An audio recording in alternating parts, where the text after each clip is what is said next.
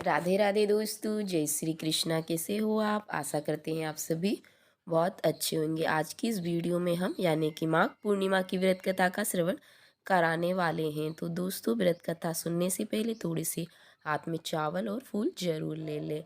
तो माघ पूर्णिमा का व्रत कथा यानी कि बोलिए भगवान जय श्री कृष्णा। राधे राधे दोस्तों, माघ माह की पूर्णिमा तिथि का विशेष महत्व है। ये दिन केवल चंद्रमा की पूर्णिमा का ही प्रतीक नहीं है, बल्कि आत्मा की शुद्धि का और परम तत्व की प्राप्ति का भी अवसर होता है। शास्त्रों में वर्णित है कि इस दिन गंगा, यमुना और सरस्वती के संगम पर स्नान करने से जन्म जन्मांतर के पापों से मुक्ति मिलती है। इस दिन तिथि का संबंध केवल बाहरी स्नान से ही नहीं, बल्कि अंतर कारण शुद्धि से भी जुड़ा हुआ है। पौराणिक कथाओं में माघ पूर्णिमा की महिमा अनेक प्रकार से वर्णित है।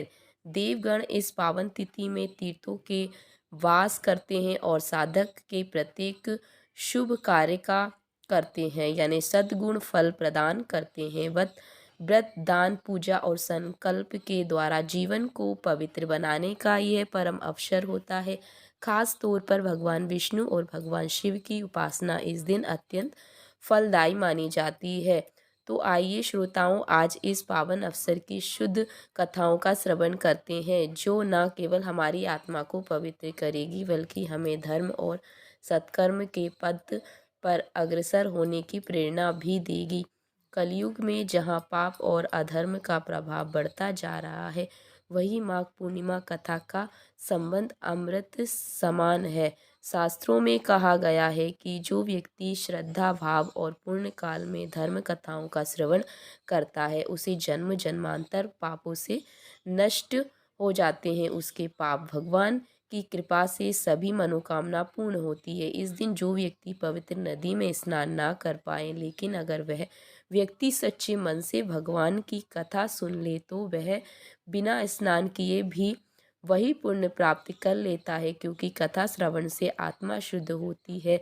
जहाँ धर्म चर्चा होती है, वहाँ स्वयं नारायण भगवान का वास होता है। अब आइए सुनते हैं पूर्णिमा व्रत की पौराणिक कथा, जिसे स्वयं भगवान श्री कृष्ण जी ने मैया यशोदा को सुनाया था, जिसे सुनने मात्र से सभी मनोकामनाएं पूर्ण होती है और घर में सुख समृद्धि बनी रहती है। द्वापर युग में एक समय की बात है कि यशोदा जी ने भगवान श्री कृष्ण से कहा, हे कृष्ण, तुम सारे संसार के उत्पन्नकर्ता, पोषक तथा उनके सहारकार हो। आज कोई ऐसा व्रत मुझसे कहो जिससे करने से मृत्यु लोक में स्त्रियों को विधवा होने का भय ना रहे, तथा यह व्रत सभी मनुष्यों की मनोकामना पूर्ण करने वाला हो। श्री कृष्ण कहने लगे, माता, तुमने अंतिम सुंदर प्रश्न किया है। मैं तुमसे ऐसे ही व्रत को सविचार कहता हूँ। सौभाग्य की बात प्राप्ति के लिए स्त्रियों को 32 पूर्णिमा का व्रत करना चाहिए। इस व्रत को करने से स्त्रियां को सौभाग्य संपत्ति मिलती है। यह व्रत अचल सौभाग्य देने वाला है एवं भगवान शिव की प्राप्ति, मनुष्य मात्र की भक्ति को बढ़ाने वाला है। यशोदा जी कहने लगी कि हे कृष्ण, सर्वप्रथम इस व्रत को मृत्युलोक में किसने किया था, इसके विषय में विस्तार पूर्वक मुझे कहो। श्री कृष्ण जी कहने लगे कि इस भूमंडल पर एक अत्यंत प्रसिद्ध राजा चंद्रहास ने पालित अनेक प्रकार के रत्नों से परिपूर्ण यानी कि कातिका नाम की एक नगरी थी। वहाँ पर धनेश्वर नाम का एक ब्राह्मण था और उसकी स्त्री अति सुशीला रूपवती थी। दोनों ही उस नगरी में बड़े प्रेम के साथ रहते थे। घर में धन धान्य आदि की कमी नहीं थी। उनको एक बड़ा दुख था कि उनके कोई संतान नहीं थी। इस दुख के कारण वह अत्यंत दुखी रहते थे। एक समय एक बड़ा ही तपस्वी योगी उस नगरी में आया। वह योगी उस ब्राह्मण के घर को छोड़कर अन्य सब घरों में भिक्षा लाकर भोजन किया करता था। रूपवती से वह भिक्षा नहीं लिया करता था। उस योगी ने एक दिन रूपवती से भिक्षा ना लेकर किसी अन्य घर से भिक्षा ले ली। गंगा किनारे जाकर भिक्षात्र को प्रेम पूर्वक खा रहा था कि धनेश्वर ने योगी से यह सब कार्य किस प्रकार से देख लिया। आपने अपनी भिक्षा के अनादर से दुखी होकर धनेश्वर योगी ने बोला, महात्वर, आप सब घरों से भिक्षा लेते हो, परंतु मेरे घर की भिक्षा कभी नहीं लेते, इसका कारण क्या है? योगी ने कहा कि निसंतान के घर की भीख पतियों के अन्न के तुल होती है। जो कि पतितों का अन्न खाता है वह यानी कि पतित हो जाता है। चूंकि तुम निसंतान हो अतः पतित हो जाने से भय से मैं तुम्हारे घर की भिक्षा नहीं लूंगा। धनेश्वर ये बात सुनकर अपने मन में बहुत ही दुखी हुआ और हाथ जोड़कर योगी के पैरों में गिर पड़ा तथा अंतर्भाव से कहने लगा कि हे महाराज, यदि ऐसा है तो आप मुझको पुत्र प्राप्ति का उपाय बताइए। आप सर्वज्ञ हैं, मुझ पर आवश्यक ही यह कृपा कीजिए। धन की मेरे घर में कोई कमी नहीं है, परंतु पुत्र न होने के कारण अत्यंत ही दुखी हूँ। आप मेरे इस दुख का हरण करें, आप सामर्थ्य हैं कि यह सुनकर योगी कहने लगे कि हे ब्राह्मण, तुम चंडी के आराधना करो।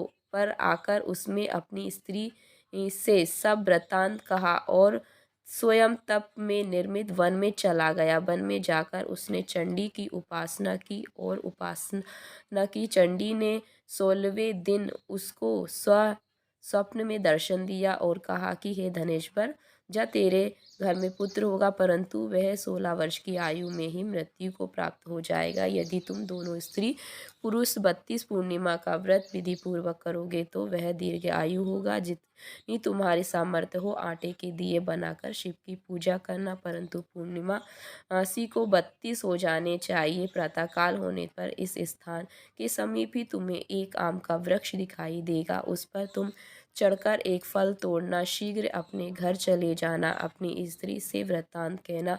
ऋतु स्नान के पश्चात वह स्वच्छ होकर भगवान शंकर जी की यानी कि ध्यान करने लगा और फल को खाने के लिए दे दिया। तब शंकर भगवान की कृपा से उनको गर्भ हो जाएगा। जब वह ब्राह्मण प्रातः काल उठा तो उसने उस स्थान के पास ही एक आम का वृक्ष देखा, जिस पर एक अत्यंत सुंदर आम का फल लगा हुआ था। उस ब्राह्मण ने उस आम के वृक्ष पर चढ़कर फल को तोड़ने का प्रयास किया, परंतु वह वृक्ष पर कई बार प्रयत्न करने पर भी वह न चढ़ सका। तब उस ब्राह्मण को बहुत चिंता हुई और वह विधि विनायक श्री गणेश जी की वंदना करने लगा। हे दयालु, अपने भक्तों के विंद्रों का नाश करके उसमें मंगल कार्य को करने वाले, दुष्टों का नाश करने वाले, रिद्धि सिद्धि के देने वाले, आप मुझ पर कृपा करके इतना बल दें कि मैं अपने मनोरथ को पूर्ण कर सकूं। इस प्रकार गणेश जी की प्रार्थना करने पर उनकी कृपा से धनेश्वर वृक्ष पर चढ़ गया और उसने एक अति सुंदर आम का फल देखा। उसने विचार किया कि जो वरदान से फल मिला था वह यह है, कोई फल दिखाई नहीं देता है। उस धनेश्वर ब्राह्मण ने जल्दी से उस फल को तोड़कर अपनी स्त्री को लाकर दिया और उसकी स्त्री ने अपने पति के कथा अनुसार उस पर फल को खा लिया, पर वह गर्भवती हो गई। देवी जी की असीम कृपा से उसे एक अत्यंत सुंदर पुत्र हुआ, जिसका नाम उन्होंने देवीदास रखा। माता पिता के हर्ष और शोक के साथ बालक यानी कि शुक्ल पक्ष की चंद्रमा की भांति अपने पिता के घर में बढ़ने लगा। भवानी की कृपा से वह बालक बहुत ही सुंदर, सुशील और विद्या पढ़ने में बहुत ही निपुण हो गया था। दुर्गा जी की आज्ञा अनुसार उसकी माता ने 32 पूर्णिमा का व्रत रखना प्रारंभ किया था, जिससे उसका पुत्र बड़ी आयु वाला हो गया। 16 वर्ष लगते ही देवीदास ने माता पिता को बड़ी चिंता हो गई कि वही उनके पुत्र की इस वर्ष मतलब मृत्यु ना हो जाए। इसलिए उन्होंने अपने मन में विचार किया कि यदि ये दुर्घटना उनके सामने हो गई तो वह कैसे सहन कर सकेंगे। उन्होंने देवीदास के मामा को बुलाया और कहा कि आप हमारी इच्छा है कि आप देवीदास को 1 वर्ष काशी में जाकर विद्या अध्ययन करें और उनका अकेला भी नहीं छोड़ना चाहिए, इसलिए साथ में तुम चले जाओ और 1 वर्ष के पश्चात इसको वापस लौटा लाना। सब प्रबंध करके उन्हें माता पिता ने काशी जाने के लिए देवीदास को एक घोड़े पर बैठाकर उनके मामा को उनके साथ कर दिया, किंतु ये बात उनके मामा का मामा या किसी और को नहीं पता था। धनेश्वर ने सपत्नी तथा अपनी पत्नी के साथ अपने पुत्र की मंगल कामना का दीर्घ आयु के लिए भगवती दुर्गा की आराधना और पूर्णिमाशियों का व्रत करना आरंभ किया। इस प्रकार बराबर 32 पूर्णिमा का व्रत किया। कुछ समय पश्चात एक दिन वह दोनों मामा भांजा मार्ग में रात्रि बिताने के लिए किसी ग्राम में ठहरे हुए थे। उस दिन उस गांव में एक ब्राह्मण की अत्यंत सुंदरी, सुशीला, विशुद्धि और गुणवती कन्या का विवाह होने वाला था। जिस धर्मशाला में के अंदर वे ठहरे थे, यानी उनकी बारात ठहरी हुई थी, उसी धर्मशाला में देवीदास और उनके मामा भी ठहरे थे। संयोगवश कन्या को तेल आदि चढ़ाकर मंडप आदि का कृत्य किया गया तो लग्न के समय वर को धनुवात हो गया। तत्पश्चात वर के पिता ने अपने कुटुंबियों से परामर्श करके निश्चय किया कि ये देवीदास मेरे पुत्र जैसा सुंदर है, मैं इसके साथ ही लग्न कर दूंगा और बाद में विवाह में अन्य कार्य मेरे लड़के के साथ हो जाएंगे। ऐसा सोचकर वह देवीदास के मामा से जाकर बोला कि तुम थोड़ी देर के लिए अपने भांजे को हमें दे दो, जिससे विवाह के लग्न का सब कृत्य सुचारू रूप से हो सके। तब उसका मामा कहने लगा कि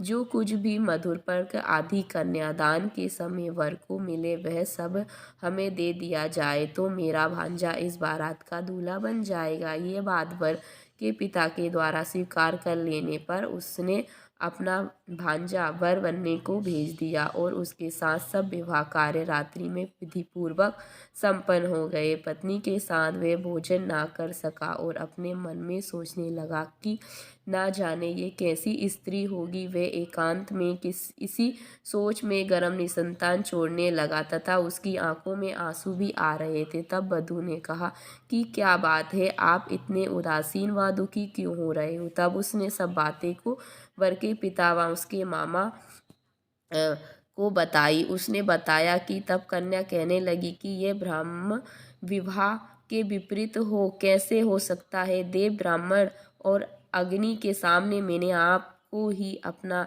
पति बनाया है, इसलिए आप ही मेरे पति हो। मैं आपकी ही पत्नी रहूंगी, किसी अन्य को कदापि नहीं। देवीदास ने कहा, ऐसा मत करिए, क्योंकि मेरी आयु बहुत थोड़ी सी है। मेरे पश्चात आपकी क्या गति होगी, इन बातों को अच्छी तरह विचार लो। परंतु वह दृढ़ विचार वाली थी, बोली कि जो आपकी गति होगी वही मेरी गति होगी। है स्वामी, आप उठिए और भोजन करिए, आप निश्चय ही भूखे होंगे। इसके पश्चात यानी कि इसके बाद देवीदास और उसकी पत्नी दोनों ने यानी कि भोजन किया तथा शेष रात्रि में सोते रहे। प्रातःकाल देवीदास ने अपनी पत्नी को 3 नागों से जुड़ी हुई एक अंगूठी दी, एक रुमाल दिया और बोला कि हे प्रिय, इसे लो और संकेत समझकर स्थिति चित्त हो जाओ। मेरा मरण और जीवन जानने के लिए एक पुष्प वाटिका बना लो, उसने सुगंधि वाली एक नव बालिका लगा लो, उसको प्रतिदिन जल से सींचा करो और आनंद के साथ देखो, कूदो और उत्सव मनाओ। जिस समय और जिस दिन मेरा प्राण होगा वह फूल सूख जाएगा। जब ये फिर हरे हो जाएंगे तो जान लेना कि जीवित हूँ। यह बात निश्चय करके समझ लेना कि इसमें कोई संशय नहीं है। यह समझना कि वह चला गया। प्रातःकाल होते ही वहाँ पर गाजे बाजे बजने लगे और जिस समय विवाह के कार्य समाप्त करने के लिए वर तथा बाराती मंडप में आए तो कन्या वर को भली प्रकार से देखकर अपने पिता से कहा कि यह मेरा पति नहीं है। मेरा पति तो वह जिसके साथ रात्रि में मेरा परिग्रहण हुआ था, इसके साथ मेरा विवाह नहीं हुआ है। यदि ये वही है तो बताइए कि मैंने इसका क्या मधुर पर्क और कन्यादान के समय जो मैंने भूपाणी इन्हें दिए थे, इन्हें दिखाए तथा रात में मैंने क्या गुप्त बातें कही थी वह सब सुनाए। पिता ने उसके कथा अनुसार वर को बुलवाया। कन्या की यह सब बातें सुनकर वह कहने लगा कि कुछ नहीं जानता। इसके पश्चात लज्जित होकर वहाँ से चला गया। सारी बारात भी अपमानित होकर वहाँ से लौट गई। भगवान श्री कृष्ण बोले कि हे माता, इस प्रकार देवीदास काशी विद्या अध्ययन के लिए चला गया। जब कुछ समय बीत गया तो काल से प्रेरित होकर एक सर्प रात्रि के समय उसको यानी कि डसने के लिए वहाँ पर आया। उस विषधर के प्रभाव से उसने स्वयं का स्थान चारों ओर से विष की ज्वाला से विषैला हो गया, परंतु वृत्रराज के प्रभाव से उसका काटने ना पाया, क्योंकि पहले से ही उसकी माता ने 32 पूर्णिमा का व्रत कर रखा था। इसके पश्चात मध्याह्न के समय में स्वयं काल का पर आया। उसने शरीर से अनेक प्राणों से निकले का प्रयत्न करने लगा, जिससे वह मूर्छित होकर पृथ्वी पर गिर पड़ा। भगवान की कृपा से उस समय पार्वती जी के साथ भगवान शंकर जी वहाँ पर आ गए। उसको मूर्छित दशा में देखकर पार्वती जी ने भगवान शंकर से प्रार्थना की कि हे महाराज, इस बालक की माता ने पहले 32 पूर्णिमा का व्रत किया था, जिसके प्रभाव से हे भगवत आप इनको प्राणदान दे। भवानी के कहने पर भक्त उत्सव भगवान शिव जी के उसको प्राणदान दे दिया। इस व्रत के प्रभाव से काल को भी पीछे हटना पड़ा। देवीदास स्वयं यानी कि स्वच्छ होकर बैठ गया। उधर उसकी स्त्री उसके काल की प्रतीक्षा किया करती थी। तब उसने देखा कि उस पुष्प वाटिका में पत्र पुष्प कुछ भी नहीं रहे, तो उनको अत्यंत ही आश्चर्य हुआ कि सब वह वैसे ही हरी भरी हो गई। तत्पश्चात वह जान गई कि वह जीवित हो गए हैं। ये देखकर वह बहुत प्रसन्न और मन में अपने पिता से कहने लगी कि पिताजी, मेरे पति जीवित है, आप मुझको उनको ढूंढिए। जब 16 वर्ष की व्यतीत हो गए तो देवीदास भी अपने मामा के साथ काशी से चल दिए। इधर